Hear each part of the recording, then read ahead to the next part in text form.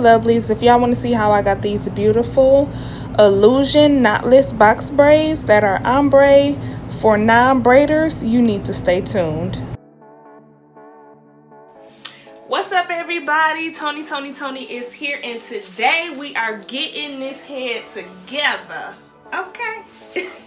Hey y'all, it's your girl Maya.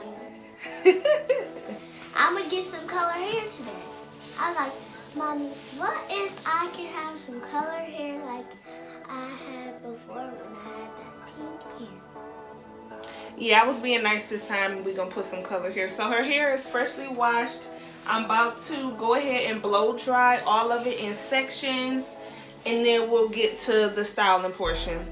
Y'all, today is a day that I have class today, so we multitasking. If y'all can't see, I got my laptop over there. I am currently in class right now listening to my teacher lecture, and I'm taking care of business at the same time. Like, I mean, come on now, you can't just stop your life for 6 hours to listen to some lecture and not do anything. Multitask, honey. Rolly do. Multitask. And don't mind this cap, y'all. My hair is a hot mess. When she finishes mine, she's gonna do hers. Yeah, I'm gonna get my head together, but I'm gonna take care of her first. Okay, so Mommy, show them your let apron. me get straight into all of this, and then we'll be back with you guys once I start actually getting to the styling portion. Okay? Peace. Alright, y'all, so if y'all don't know by now, I'm just doing my heat protectant concoction to make sure her natural curls revert back from putting heat on it. So the first thing I do is I use this Cantu Thermal Shield heat protectant, and I just spray that over the section. And I'm a heavy-handed person. Like, if you want some protection, you want full protection, not just a little bit. So it don't matter how much you put on there, like, just make sure it's enough. And I want to make sure these curls be popping, okay?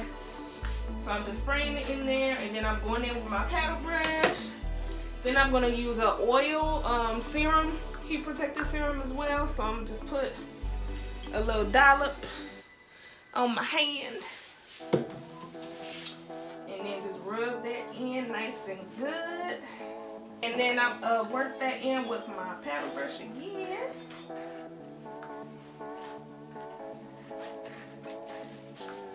And then we're going straight to blow drying.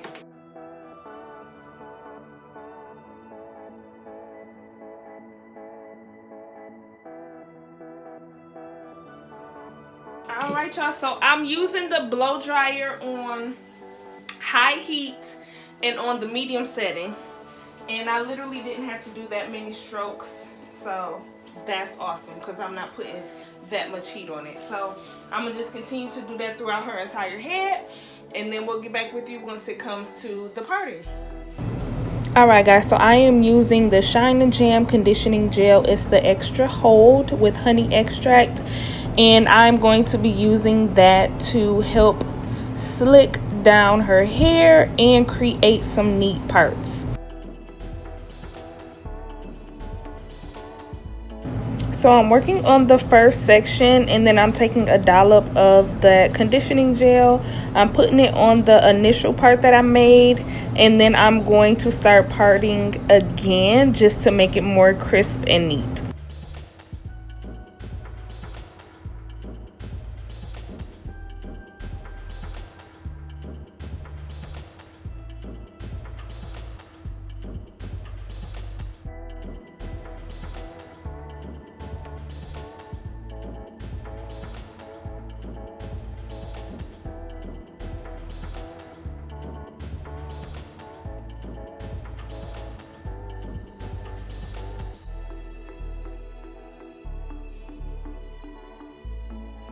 So I decided to do some chunky twist, or it's not really super chunky, maybe large twist, just so it didn't take all day. So I'm just splitting the first section into two. I'm putting gel on that again so I can make some nice clean parts, and then we'll start putting them into ponytails because I am going to be doing the rubber band method.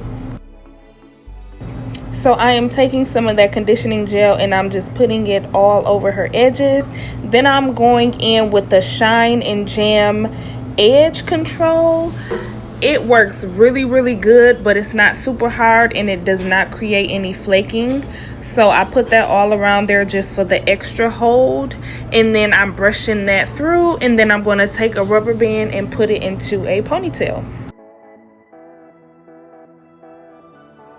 So the reason I chose to do the rubber band method is because one big issue that I know when it comes to braids is having your edges. Like, your braids can be looking so beautiful, and then you got these flyaways and all these edges that's just sticking out, and then you put the gel on top of it and it just does not work. So by using a rubber band method, I'm able to keep the edges from creating this frizzy flyaway, and it keeps the hair just laying down. So the braiding hair I'm using is Just Braid Pre-Feathered. It's by Bobby Boss. It's the premium, and it comes with the 3 individual sections. The color is 3T1B, and it's in a ombre type color. It's the 1B, which is kind of like a natural black, and then you have the fuchsia, and then it goes into this really light purple that I love. So right now I am taking just one of those sections out of the packet, and then I'm pre-sectioning my braiding hair. So the first section is going to be like a medium size, and that is going to be like the bulk of the braid. And then I'm going to section another piece of hair, which is about half of that size.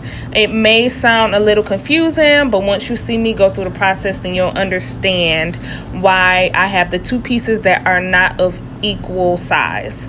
So the braiding hair is actually 54 inches. I thought it was going to be like too long because the previous hair I used was 48 inches, I believe, but it actually turned out really good.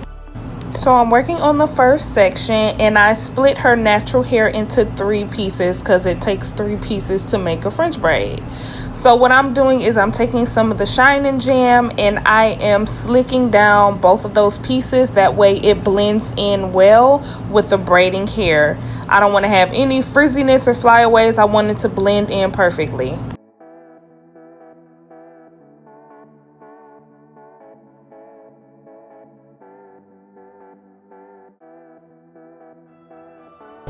Now I am taking the crochet hook. So we are doing the crochet method. I'm pulling her ponytail taut just to create some extra space and make it easier for the crochet hook to get in. Then I take the first piece of hair, which is the thicker piece.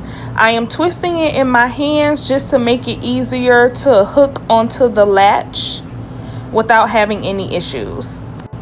So I hook it to the latch, and then I close the hook, and then I pull it all the way through. So both of these pieces are actually going to represent 2 of the 3 strands. I'm just making it even on both sides. That way the braid will be even. So now I'm taking the crochet hook again. I am sliding it through that same part that I did the first time. Then I take the smaller piece, and then I'm going to hook that in and pull that through.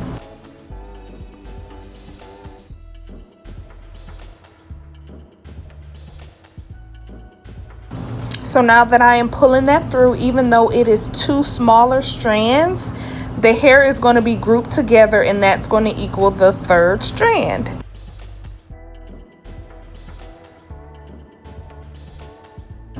So those 2 small pieces go with the middle piece, and then the big pieces on the ends both represent the 2 outer pieces. Now that I have it all even and separated into the strands, all you got to do is start braiding. So I am not a true braider. I just know how to finesse and finagle and work something out. I actually came up with this method after watching so many different YouTube videos, and I was just unable to get the technique down. So I figured out a way that worked best for me, and it's been working wonders. So I naturally braid overhand, but if you braid underhand, you can still use the same technique, and it's going to turn out perfect. So here are the first 2 braids. This color is so beautiful. I love this method because it gives you the illusion that they are knotless box braids, but you have rubber bands on them. Y'all, I am sitting in class right now. I had to take me a little break and focus in on this schoolwork, y'all. Y'all know how it is. You got to keep going. So I'm done with the back section of her head. Now I'm just working on the top. So I'm just going through the same methods and techniques that I used for the first part. I'm just gelling it down, slicking it into a little ponytail, and then all you got to do is add the hair.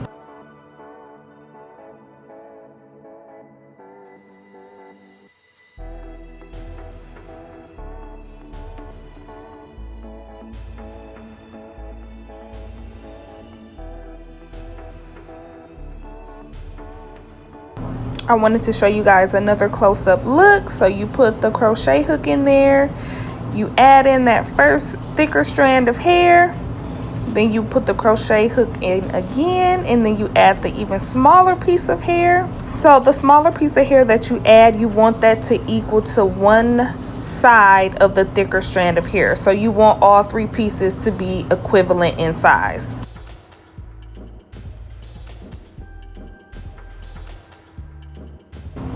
And you just start braiding away. Once you start doing it, the better you'll get at it. I've actually done this style a few times since I came up with this technique, so I'm getting better and better each time, and you just keep on going. So this is the finished product, y'all. It looks so beautiful. I love the ombre color, and as you can see, there's still like the large size, but because it has the knotless illusion, you can pull it up into a ponytail. You can have the top up, the bottom down. You can just manipulate it however you want, as if they are really knotless box braids. That's one thing I do love about doing the crochet method. So now I am taking one braid and I'm going to put some beads on it. I know having color in her hair can seem a little grown, and I was nice enough to do that this time, but okay, you got to keep your youth, honey. So I'm putting some clear beads at the bottom just to make her look real pretty still and young. So the easiest way is just to put the beads on a beater and feed it into her hair. Take a rubber band, wrap it around, and then cut off the excess hair. All right, lovely. So this is the finished product. It turned out so good, and it did not take that much time at all. It's an easy technique for all of those who are beginner braiders or not braiders at all like myself. It's a great technique to start off with and then advance from. Y'all, she was being so dramatic, but she knows she cute. Don't forget to like, comment, subscribe, share, hit that notification bell, baby. Join the Toni team if you have not done already. Peace out, lovelies.